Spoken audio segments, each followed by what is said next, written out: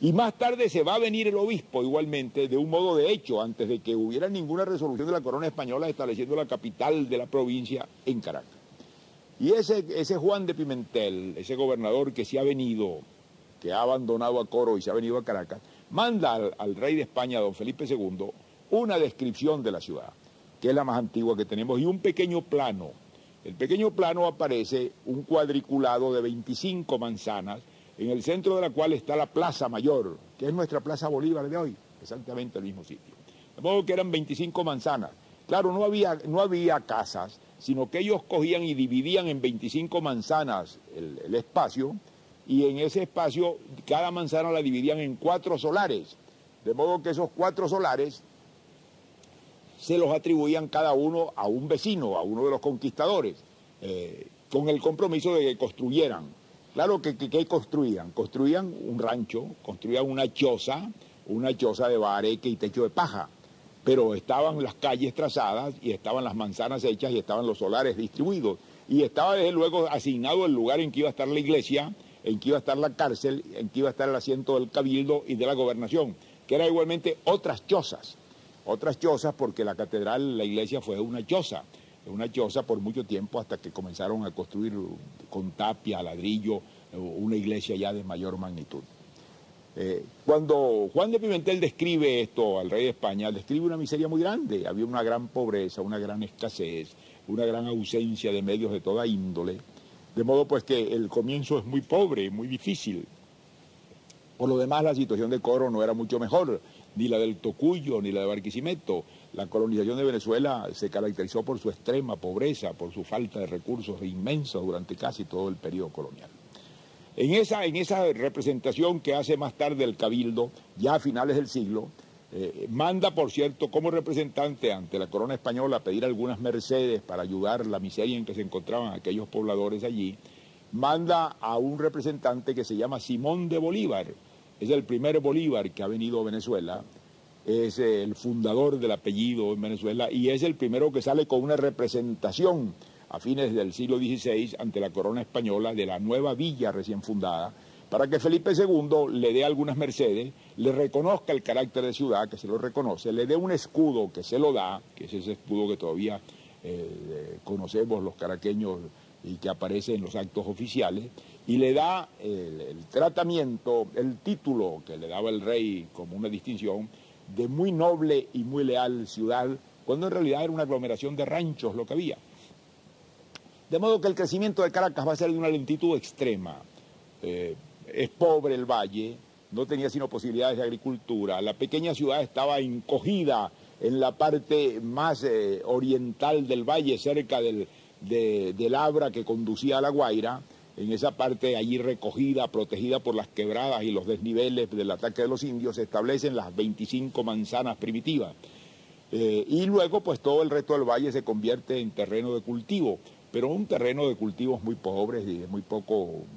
valor. El comercio exterior era mínimo, llegó a haber temporadas en el siglo XVII en que en un año llegaban 2 pequeños barcos a La Guaira, de modo pues que no había contacto con el mundo exterior ni la vida era muy estrecha.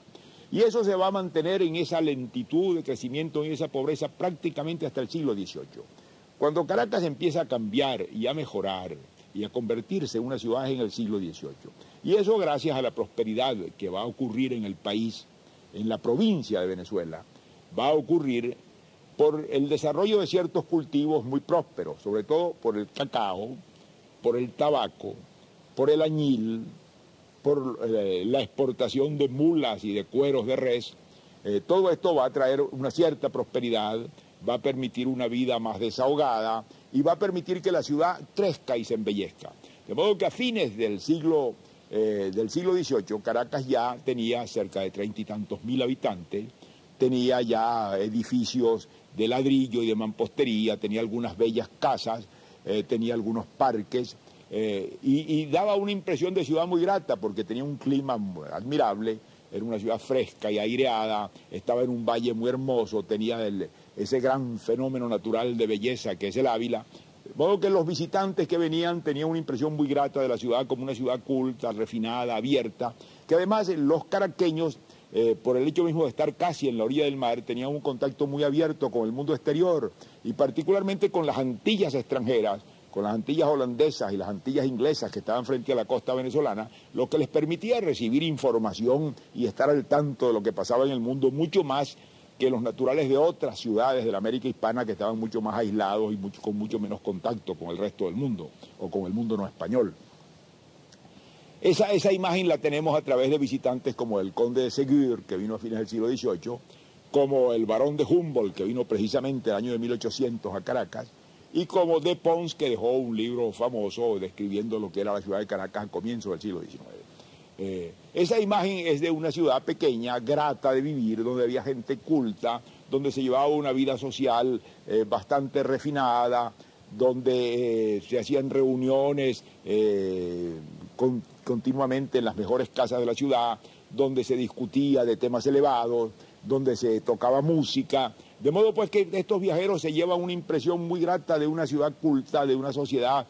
bastante educada, de un nivel bastante alto, con mucha apertura hacia la ilustración y hacia el mundo, y en un estado de prosperidad y de avance muy promisor. Daba la impresión de que aquel lugar iba a crecer, de que aquella capitanía general iba a ampliarse. Ya para ese momento había terminado de ser Caracas la capital de la provincia de Venezuela para transformarse en la capital de todo el país, porque ya en 1777 el rey Carlos III había dictado la real cédula por la cual el capitán general y gobernador de Venezuela, es decir, con el asiento en Caracas, tenía una situación de supremacía, de dominio y de preeminencia, de autoridad sobre todos los otros gobernadores de las provincias orientales o del Orinoco, de modo que se transformaba realmente en la capital de todo el país que vino a ser Venezuela después. Esta impresión de que aquello prosperaba y de que estaba en un momento de crecimiento y de florecimiento es la que dan estos hombres al comienzo. Sin embargo, lo que va a venir luego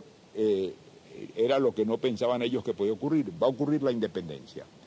va a ocurrir las consecuencias de la independencia, que son la guerra, y va a ocurrir un fenómeno natural que va a dañar mucho a Caracas, que es el gran terremoto de 1812. El terremoto de 1812 arrasó a Caracas y arrasó a media Venezuela, sobre todo las poblaciones que estaban en las faldas de la cordillera andina.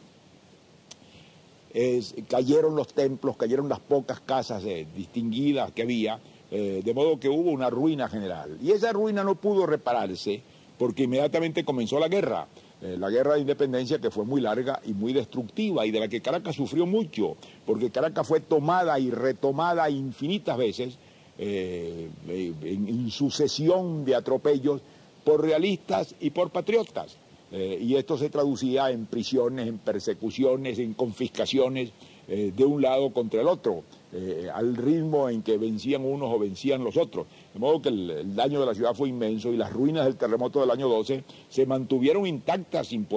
haber podido ser reparadas hasta casi la mitad del siglo. Hay incluso dibujos de gentes que vinieron y pintaron cosas de Caracas y se ven las ruinas en la iglesia de las Mercedes, en la iglesia de la Trinidad, en el centro mismo de la ciudad, que venían del terremoto del año 12 y que no pudieron ser reparadas por la extrema pobreza. Luego la guerra, que aumentó la pobreza del país, trajo también una disminución de la población. Cuando uno mira las estimaciones de población que se hacían de las ciudades venezolanas, digamos hacia 1810 o 12, y las comparas con las que se hicieron hacia 1860, encuentra unas cifras alarmantes en que la población de las ciudades disminuye de un modo drástico. Las ciudades de los llanos se despueblan,